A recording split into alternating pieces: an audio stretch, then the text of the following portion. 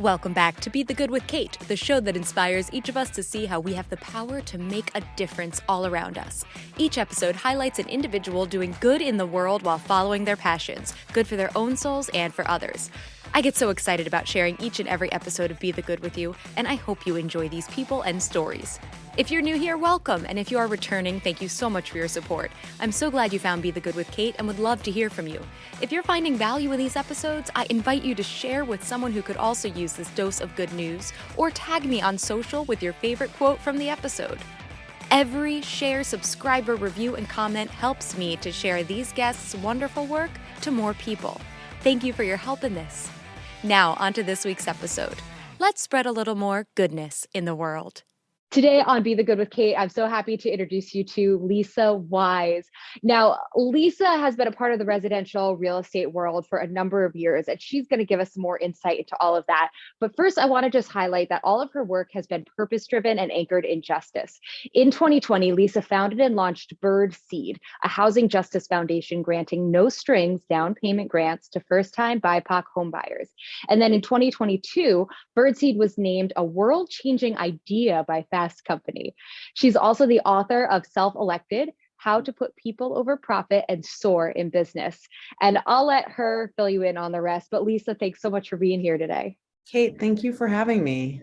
Oh, such a pleasure. And we were just talking, Lisa's in DC right now, starting to get the springtime blooms, which by the time this episode premieres will be nice and rich in summer. But Lisa, please tell everybody a bit more about who you are and what you do in your own words. Absolutely. Okay, so I have been lately introducing myself as the bird lady, which I think is the most descriptive I can be. Essentially, I am a natural born entrepreneur, and I'm someone that didn't grow up with a lot of housing security. I toggled around lots of Western mountain towns as a kid and lived in 23 different homes by the time I got to college at the University of Arizona. I found my way to housing and managing homes in the 1990s when I inherited a car, and I turned that car into a down payment for an 1893 Adobe duplex, and I became a landlady. And I went ahead and pursued a nice long career in nonprofit management, but I had a feeling that if I actually had a business, I could have more impact than working in the nonprofit world. And I decided that being a landlady was very much in the spirit of what I was interested in, and that maybe, and I've been doing that as a side hustle for other people. And I thought, you know what, I think I have a really good business model, which is to provide residential management and property management by studying what the property management world does and then doing the opposite. And I bet I'll be successful. And we did exactly that. We grew one property at a time. And we set out to do three things: take great care of the people that were taking great care of homes, to treat community and residents with respect, and to enhance the value of homes and be a good steward of our community. And I figured if I did those things, which I thought equaled business and an act of justice, then I'd probably be successful. Like good business, it creates more good business. And I was right. So my gut instincts helped me develop a company without having any business experience whatsoever, or even having taken a business class. I got a film degree, and that and a bus ticket will get you all the way across town. And I found myself growing into building a family of companies that took care of people where they were. We call tenants residents because they also are living in their homes. During the pandemic, the value system behind what we do was so pronounced because we were a lifeline for a lot of people who weren't sure how this was going to impact them financially, personally, emotionally. They didn't know what to do to maintain their homes. They were living harder in their homes. And we could be that point of reference for them. We're going to help you figure out how to get this rent managed. We're going to help you figure out why your smoke detector is beeping. That is often the one thing that universally bothers everyone. And was even more agitating when people couldn't leave or couldn't get what they needed. So those were the values and principles that we used. And fast forward to today, we have lots of different bird brands that we started that roll up into a company called Flock DC. And we manage $2.5 billion in residential real estate in Washington, DC. along the way, people would ask, why aren't you doing this for homeowners? And along the way, I thought we should do this for homeowners. We usually start with a bird and a t-shirt and then think about how we're going to launch a business. So we had a logo and it was called BirdWatch. Then we got t-shirts because that's good. Everybody loves birds, and started to build a small portfolio of homeowners who wanted high touch property management services. And I crossed paths with a couple of really extraordinary men who are also interested in providing that high touch maintenance services to homeowners, but they're coming into it from a technology and scalability perspective and business design. I thought, oh, wow, if we combine these three experience sets, then we have a potential to build something that nobody else has really been able to build on and deliver. So I am now still the owner of and a strategic advisor on all my Flock family of companies. And I'm the co-founder and chief strategic officer for BirdWatch, which is now an entirely different company. And we provide those high-touch home maintenance services in Philly and in Washington, DC. And our complementary Birdseed Foundation is really our housing justice work. And all of the birds support housing justice. That's amazing. And I love how it all ties in together. Absolutely. And there's so many questions I have within what you've just said. One thing I have to comment on, though, is just this idea of a landlord who is so interested in respecting their residents and creating this culture. I mean, I've been in Manhattan for over a dozen years, and that's the last thing that anyone has ever talked about is a landlord who really cares that much about the residents. So was when you started really working in, that world of we are doing this, but we are doing this from this perspective of respecting and calling them residents and all of this, did other people in the residential industry just say, like, what are you doing? This is crazy. It won't work. Or were you finding supporters through it? Did you find this was very unique? Can you just expand on that more? Yep. I did write a book during the pandemic, which is, you mentioned Self-Elected, which is really about how I believe our company was designed for success through differentiation and being very lean and being very justice focused. So the differentiation piece is actually being justice oriented in general is so like, I think people think that's misaligned with the intention of business, but I think we all subscribe to justice for all. It's not contrary to business, it's complementary to business. If we take care of the people in the world around us, then those people in the world around us will take better care of us. When we think of people as people and we think of buildings as homes, it changes the paradigm. Hi, I'm Sophie Lindberg, the host of Claim Your Potential, the Empowerment Podcast, and the executive director of Claim Your Potential, a nonprofit dedicated to creating a world where every woman and girl has the resources and support they need to achieve their full potential. By providing personalized guidance and career development, our new mentorship program, the Empowered Women's Network, is committed to connecting members to a supportive community that will help them grow both personally and professionally. To join this network, listen to our podcast, or find out how you can get involved with our mission, please visit our website, claimyourpotential.org. Everybody, I think, knew I was coming up with a niche approach to how a ubiquitous industry was operating. But I think there was little incentive to and or interest in changing the way they were doing things. Because at the end of the day, property management relies on like rinse and repeat, sticky contracts. And like, it's really hard to switch property management companies, which is like, it's not as hard as it is just a pain in the butt. So they're like, these people aren't leaving. If I have 10% of my portfolio leave every year and I budget for it, then I don't have to carry the residents or return phone calls. I don't want to do business that's in that vein. And so I think there was like, oh, she's weird. And, but they're doing things differently. They have those weird birds on their cars and they have the buildings and they're doing a lot of community work. And, then they'd say, okay, well, maybe we'll do Facebook for a little while. And you'd see them like on Facebook for a minute and then you're like, then they'd fade out of that. Or then you'd see them do community work and they do like a lemonade stands that looked staged and exciting. And then you 2 more years before anything happened. So I think there was a dip your toes in, but why? You'd have to have a completely new approach to why you were doing what you were doing and how you were doing what you were doing. That mission and that just like what's at the heart of your business model. Yeah. Absolutely. And for most people, just profit. And for me, it's purpose. That's great. That's great. You know, someone just a couple of weeks before this episode will come out, we'll put out that episode with someone named John Pavon, who has, there are a lot of parallels I'm hearing because he works in sustainability, but also in that social sustainability and like how the government can be sustainable, not just from the idea of like recycling and green, but that idea of social justice. What are you really doing? And he also commented on that difference with businesses where you can really tell they actually truly want to be of service and of help versus the ones that are just like, how's this going to help us look, right? Or what's the bottom line, you know, that idea. And so this is just, it's so, you're just like fills your heart to hear of a business that a lot of people probably don't think that much of, right? You write a check to your landlord or mortgage company or something, anything residential, they don't really think about like the heart behind that, I'm sure much. Yeah, people live in the homes. Yeah. It's a basic universal need we are providing and tending to, and yet we're so divorced from those residents, and they're not the bad guy, which is how we perceive them. They're paying mortgages off. Yeah. They're keeping the house maintained or lived in, because a vacant house is a dangerous thing.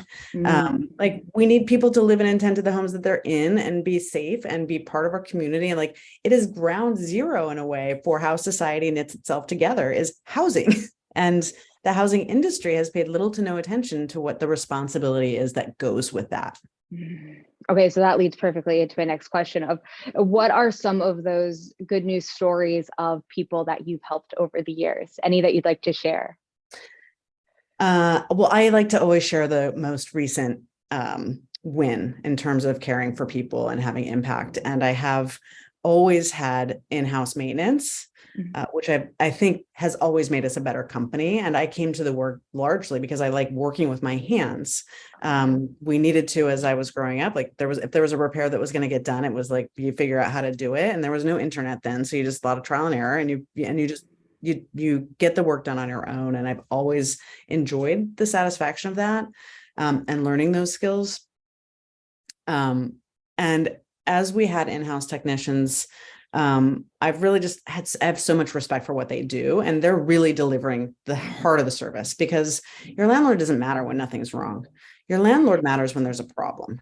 And we want to be available, effective, and we want to be comforting when there's a problem, instead of argumentative. It's like, oh, we are really sorry you're having that experience. That doesn't feel good. That doesn't feel great. We see you, we have empathy, and we're going to help resolve that for you. And even if the landlord or the owner of that property may not agree, we're going to say, like, what's best for everybody here? Because what's best for everybody means you're not going to have as much turnover, means your expenses are going to be different. It means you're going to have happier residents lead to happier neighbors lead to better communities. And like it still knits all back together. But having in-house maintenance has been a huge strategic advantage for us, because we can be so much more effective, and we can get to people right away, and we can create accountability, and we go with that. We care about the resident experience instead of somebody out of the phone book who we send to do fill in the blank. I had a maintenance technician come to us having been basically either working on job sites, or he's a plumber, and or working on his own or his 1099. And when we hire technicians, they get full wraparound benefits. They get paid more than the industry standard, and they get like family time, like family leave and like vacation and stuff. And for BirdWatch, they get shares in the company. These are folks who have not been treated with respect, and perhaps not consistently, right? And they certainly haven't been respected. That hasn't been reflected in their pay, their hours, the consistency, their healthcare, and like their general wellness as human beings. What if you flip that upside down and you do all those things first, then send them out on the job site? It's a different thing. So we have someone on the team, and he said, we were talking about the time he was going to take a week off. And he said, boss, I'm not going to be able to run the tickets when I'm off. So like, I get that. And I get that if I can't run tickets, I can't get paid. And I said, no, like you'll get paid. And he's like, yeah, but I can't run the tickets. And we went back and forth a few times. I'm like, no, it's paid time off. He said, I'm 52 years old and I've never had a paid day off in my life. And that's really normal. for a lot of people that are not in knowledge work and a lot of people that work with their hands who actually need the vacation more than the person who's in front of a computer all day. Seriously. That physical toll, you must see it too with injuries and back issues and all of that. Yeah. We're asking people to like really put their bodies on the line and then not wanting to offer health insurance. I'm like, how does that make any sense? You have to take care of the people taking care of you. Like servant leadership is the number one pathway to creating a really extraordinary company. And that means caring about your people, like genuinely caring about them, not thinking, can we save money by having them do it? Like we could be the whole health insurance cost. Because some of these folks, it's like they are the team members, and even your knowledge workers are the team members who are missing that $400 to get through an emergency in life. Mm-hmm.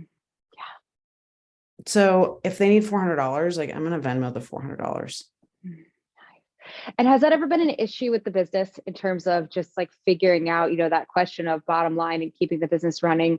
Have you ever had to, I don't know, to take unique approaches because you are actually, for as sad as this is, putting your employees at first, so to speak? And your residents, of course, but just showing such respect and help to your employees. Has that, like, how have you maneuvered that with just pricing and trying to keep prices low for your residents? Any of that? It's always a balancing act. Yeah. BirdWatch is unique insofar as we're not offering a product that's about reducing price. It's about increasing trust and reliability and giving you your time back. And the trust and reliability, that comes from a team that cares about showing up as a trusted, reliable team member. And while we're not charging a premium, what we are doing is encouraging people to say, oh, I actually now want to do these things in my home I have not gotten to because I have the right team.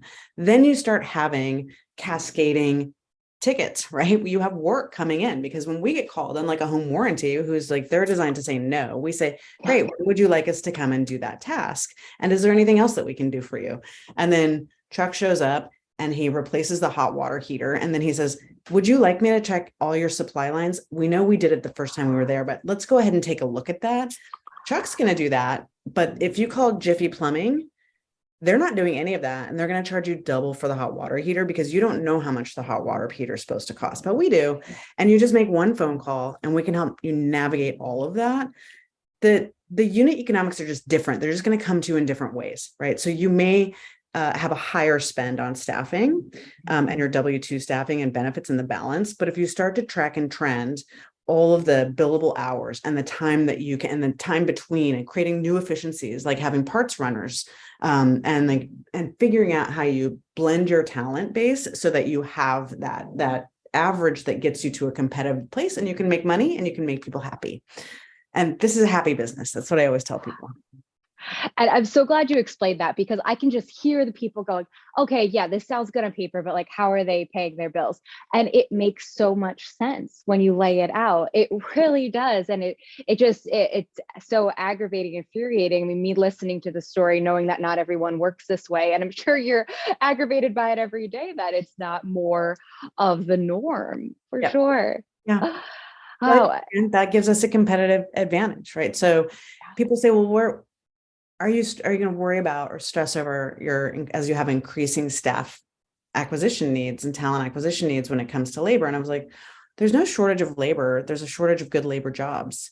And if we are that, then we will attract the best. And that you pick up good vendors and good technicians because they know each other, and they will start talking, and they like half of our technicians know each other from before they started because they will recruit each other. People want the best for each other, most of them. So if it's the best thing is to work here, then that community will begin to understand and see that there's a better opportunity than the big box folks where you're actually a salesperson and not a tech. Yeah. Just what a beautiful example for any industry. Gosh, listening to you. Are there any mantras or quotes that you go back to, especially when the going gets tough, as you've been building this business over the years? Listen to learn, not to talk. That's a good one. Let's scream that from the hills for America, for sure. Every encounter you have is an opportunity to get better. And you don't get better talking. You get better listening. You need to listen to your team members. You need to listen to your customers. You need to listen to your kids when they say, slow down a little bit. Mommy-o, I want more time with you. You need to listen to your staff when they're saying, oh, I'm tired. There's a lot that you can just glean around how to be a better business person, and actually, more importantly, a better person, full stop, when you're paying more attention and listening deeply. So true. And kind of leads into this next question about if someone came to you and they said, I want to make a difference. I see what you're doing. I'm so amazed by your work, but I don't know where to start. I feel overwhelmed. Is there any advice you'd give that person? Yeah, pick one thing that you enjoy doing and figure out how you can share that with another person. And it could be, I like going for walks. Okay, great. Can you do a trash walk? And just pick trash up on the way on your walk. Like, there are things that you can do to build a better world that are just tacked on to your everyday. And you can start there and say, I got a little dopamine rush and that felt good. And so now I'm going to have a couple neighbors who I don't get to see very often. Now we're all going to do that together. And then we're going to have coffee at the end. You don't need to transform your life. You just need to make some modest adjustments. Or if you're someone like me and you're like, I'm going to go big and I want to get rich and give it all away. Like, there's something between I picked up garbage and I want to get rich and give it all away. And that has to depend on what you believe you can, what's your highest and best in terms of making a contribution. And everybody has a different answer to that question. The best thing to do is find an answer that feels good to you. And then that's achievable. So I have an example of a dry cleaner, or people saying like, oh, this doesn't apply to my business. So if you want to have it reflect on like your business environment, dry cleaner may say, how am I going to be a justice-driven or purpose-driven company? And well, what if you changed your techniques, improved the quality of the cleaning because there are different methods, and told all your customers, you only have to get your dry cleaning done half as often, like it'll last longer, and then raise your prices, and then go ahead and tell people what the carbon reduction is as a result of that. And then put a sandwich sign in the front that says, we saved this much carbon so far, and this is the weather for tomorrow. So that as you walk by, if you're in a pedestrian location, people are like, yay, I now know how I'm supposed to dress. And then you suddenly have a relationship with your clients. So you're not only differentiating yourself and doing something good for the world, you're more noticeable. You have set yourself apart from everyone. And so the pathway to being a better, more empathic, more justice-driven company is just a way of actually becoming a better company that is more competitive and doing better business. Oh, fantastic advice. And that whole just like taking the time to think out of the box a bit and seeing where you could go with it. Like, look at these examples you've already given us just today. Yeah. And it doesn't have to cost more. And it doesn't need to be, it absolutely does not need to be anything that's disruptive. It can fit right into what you're doing. If you have a marketing plan, maybe stop spending money on marketing and just do some volunteer events with organizations you care about, and they're going to care about your business a whole lot more. If you do a fundraiser for them and all you want in exchange is for them to just have better organizations. Like, whenever we do things for people, they're like, well, what would you like in return? I'm like, nothing. This is our responsibility. We do a large scale fundraiser, which we have for a long time, for an organization called La Clínica del Pueblo, which is a federally qualified health center providing, culturally appropriate, target language, wraparound healthcare for mostly immigrant Latin American community members. And we've raised anywhere from like $60,000 to $100,000 for them every year, putting on a big casino night, which is super fun, by the way. And I've had people, and it's a big lift, I'm not going to lie. It's a lot of time. It's a lot of energy. But there's a lot of excitement, enthusiasm for the event. And people said, like, why are you spending so much time on that? I'm like, who's building our city and whose bodies matter? Like, we can't just think everybody's going to go without healthcare while we want to get a good deal on something. Like, that doesn't feel good. So this is me supporting my staff, and it may not be direct support, but this is me supporting a lot of the team members that are here working and maintaining your homes. Just fantastic. I feel so invigorated just hearing you talk here, Lisa. And please tell everybody where they can find you online, where they can learn more about what you do and find your book. Yeah, you can just visit meetlisawise.com, and you will see the work that I'm doing with Flock, the work that I'm doing with BirdWatch. You can see a lot of my writing, and you can see the book there as well. Excellent. Lisa, thank you so much. You are such a busy person. Thanks for your time today. Oh, absolutely. It was my pleasure. Thanks so much for listening to Be the Good with Kate Chericello. Whether you're listening on YouTube or via podcast, it would mean the world if you liked, subscribed, and or left a review. You heard about the good? Now go out and be the good in your life this week. If you have stories of good news that need to be shared, please send me a message. Thanks again and have a great week.